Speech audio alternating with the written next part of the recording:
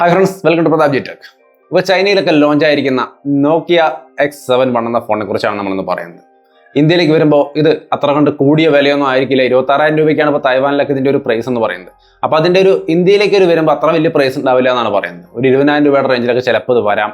പ്രത്യേകിച്ചും 4GB RAM variant ഒക്കെ വരുമ്പോൾ വില കുറയാൻ സാധ്യതയുണ്ട്. ആ ഒരു കാര്യങ്ങളൊക്കെ പരിഗണിച്ച് നോക്കുമ്പോൾ ഒരു നല്ല ഫോണായിട്ട് നോക്കിയയുടെ ഒരു നല്ല ഫോണായിട്ട് മാറിയേക്കാൻ സാധ്യതയുള്ളൊരു ഫോണാണെന്നാണ് പറയുന്നത്.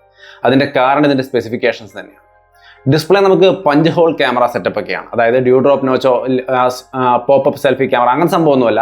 നമ്മുടെ S10+ കണ്ടിട്ടുള്ള ആ ഒരു ചെറിയ ഡിസ്പ്ലേയിൽ ഒരു ഹോൾ ഇട്ടിട്ട് ലെഫ്റ്റ് സൈഡിൽ ടോപ്പിൽ ഒരു ചെറിയ ഹോൾ ഇട്ടിട്ട് അതിനകത്ത് ക്യാമറ വെച്ചിരിക്കുകയാണ്. അപ്പോൾ ഈ ഹോൾ ക്യാമറ സെറ്റപ്പാണ്.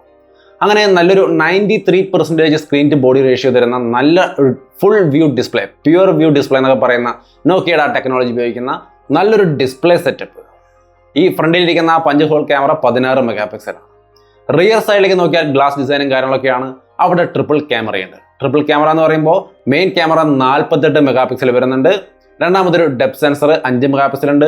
പിന്നെ ഒരു 8 മെഗാപിക്സലിന്റെ ക്യാമറ വൈഡ് ആംഗിൾ. ഇപ്പോഴത്തെ മിക്കവാറും സാംസങ്ങിൻ്റെ ഒക്കെ ഫോണുകളിൽ കൂടുതലായിട്ടും ഈ വൈഡ് ആംഗിൾ ക്യാമറ, ഈ ഒരു 20,000 രൂപ റേഞ്ച് നോക്കിയാൽ വൈഡ് ആംഗിൾ ക്യാമറ സാംസങ് ഒക്കെയാണ് നമുക്ക് തരുന്നത്. ഈ നോക്കിയ ഫോണിലും wide angle 120 degree wide angle camera നമുക്ക് കിട്ടുന്നുണ്ട്. അപ്പോൾ വൈഡ് ആംഗിൾ ക്യാമറ അടങ്ങുന്ന ഒരു സെറ്റപ്പ് 48 മെഗാപിക്സലിന്റെ ഹൈ റെസൊല്യൂഷൻ ക്യാമറ സെറ്റപ്പ് ഒക്കെ അടക്കമാണ് ഈ ഒരു ഫോൺ വരുന്നത്. അപ്പോൾ നല്ല ഡിസ്പ്ലേയും ഡിസൈനും അതിൻ്റെ ഒപ്പം നല്ലൊരു ക്യാമറ സെറ്റപ്പ് ഉള്ള ഒരു ഫോണാണ്. പെർഫോമൻസിലേക്ക് വന്ന സ്നാപ്ഡ്രാഗൺ 660 ആണ്. 20,000 രൂപയുടെ മുകളിൽ നമുക്ക് സ്നാപ്ഡ്രാഗൺ 660 കിട്ടിയാൽ മതിയോ? പോരാ, ശരിയാണ്, കുറച്ചും കൂടി കൂടുതൽ വേണം. പക്ഷേ ഇവിടെ പഞ്ച് ഹോൾ ക്യാമറയും കാര്യങ്ങളൊക്കെ ആയിട്ട് നല്ലൊരു ഡിസൈനും ഡിസ്പ്ലേയും നല്ല ഗ്ലാസ് ഡിസൈനും കാര്യങ്ങളും 48 മെഗാപിക്സൽ അടങ്ങുന്ന ട്രിപ്പിൾ ക്യാമറ സെറ്റപ്പ് ഒക്കെ ആയിട്ട് വരുന്നൊരു ഫോൺ നിലയ്ക്ക് നമുക്ക് സ്നാപ്ഡ്രാഗൺ 660 ആണെങ്കിലും അഡ്ജസ്റ്റ് ചെയ്യാം അല്ലേ? അത്ര അഡ്ജസ്റ്റ് ചെയ്യാൻ പറ്റില്ല. കാരണം 675 നമുക്ക് ഈ ഒരു എന്താ പറയുക 10,000 രൂപയ്ക്ക് 675 കിട്ടുമ്പോൾ അതിനേക്കാൾ കുറച്ചും കൂടി ഒരു സംഭവം കിട്ടണം എന്നാണ് പ്രതീക്ഷിക്കേണ്ടത്. പക്ഷേ ഗാലക്സി A50 പോലെ നല്ലൊരു ഫോണൊക്കെ ഇവിടെ ഈ ഒരു പ്രൊസസറിൻ്റെ റേഞ്ചിൽ തന്നെയാണ് നിൽക്കുന്നത്. അങ്ങനെ നോക്കുമ്പോൾ ഈ ഒരു 20,000 രൂപ റേഞ്ചിൽ ഇത് വന്നാലും അഡ്ജസ്റ്റ് ചെയ്യാം. നല്ല സ്മൂത്തായ എക്സ്പീരിയൻസും കാര്യങ്ങളും തരികയാണെങ്കിൽ തീർച്ചയായിട്ടും ഈ ഒരു ഫോൺ അങ്ങനെ തരും. കാരണം ഇതിനകത്ത് Android 1 പ്രോഗ്രാമിൻ്റെ ഭാഗമായിട്ട് സ്റ്റോക്ക് ആൻഡ്രോയിഡും കാര്യങ്ങളൊക്കെയാണ് വരുന്നത്. അപ്പോൾ തീർച്ചയായിട്ടും ഈ 660 വെച്ചാൽ തന്നെ നല്ല സ്മൂത്തായ ക്ലട്ടർ ഫ്രീ ആയ നല്ലൊരു എക്സ്പീരിയൻസ് കിട്ടും.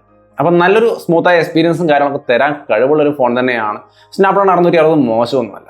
അപ്പം നല്ലൊരു പെർഫോമൻസ് ഡിപ്പാർട്ട്മെന്റ് ഉണ്ട്. ഈ ഫോണിന്റെ റാം വേരിയന്റ് വരുന്നത് 6GB RAM 128GB സ്റ്റോറേജ് ആണ്. കുറഞ്ഞ വേരിയന്റുകളൊന്നും ഉള്ളതായിട്ട് നമുക്ക് ഇപ്പോഴേക്ക് അറിവില്ല. ബാറ്ററി മാത്രമാണ് ഒരു ചെറിയ കൺഫ്യൂഷൻ ആയിട്ട് തോന്നിയത്. കാരണം 3500 mAh ബാറ്ററി ഉള്ളൂ. സംഭവം 18 വാട്ട് ഫാസ്റ്റ് ചാർജിങ് കാര്യങ്ങളൊക്കെ സപ്പോർട്ട് ചെയ്യുന്നുണ്ട്.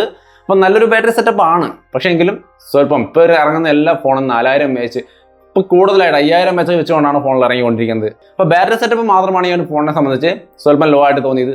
ബാക്കി എല്ലാം കൊണ്ടും ഒരു അടിപൊളി ഫോണാണ്. ഒരു 20,000 ആ റേഞ്ചിലൊക്കെ കിട്ടിയാലും തരക്കേടില്ല. ഇതിൻ്റെ ഈ ഒരു ഡിസ്പ്ലേയും പഞ്ച് ഹോൾ ക്യാമറയും അതേപോലെ 48 മെഗാപിക്സൽ അടങ്ങുന്ന ട്രിപ്പിൾ ക്യാമറ ഒക്കെ പരിഗണിക്കുമ്പോൾ തീർച്ചയായിട്ടും തരക്കേടില്ലാത്തൊരു സംഭവമായിട്ട് തോന്നി. അപ്പോൾ ഇങ്ങനെയൊക്കെയാണ് ഈ പറയുന്ന X7 എന്ന ഫോണിൻ്റെ ഒരു ഫീച്ചേഴ്സ്.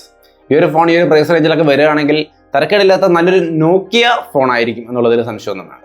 അപ്പോൾ നല്ല നോക്കിയ ഫോണുകളൊക്കെ വാങ്ങിക്കാൻ ആഗ്രഹിക്കുന്ന ആൾക്കാർക്ക് പറ്റിയൊരു ഫോണായിരിക്കും. എന്നാലും ഈ ഫോണിനെക്കുറിച്ച് കൂടുതലായിട്ടുള്ള വിശദാംശങ്ങളൊന്നും നമുക്കിപ്പോൾ പറയാൻ നിവൃത്തിയില്ല. കാരണം ഇന്ത്യയിലേക്ക് വന്നതിന് ശേഷമേ അത് ഇന്ത്യക്കകത്ത് എങ്ങനെ ഉണ്ടാവും, അതിൻ്റെ പ്രൈസ് എന്തായിരിക്കും എന്നൊക്കെ മനസ്സിലാവും.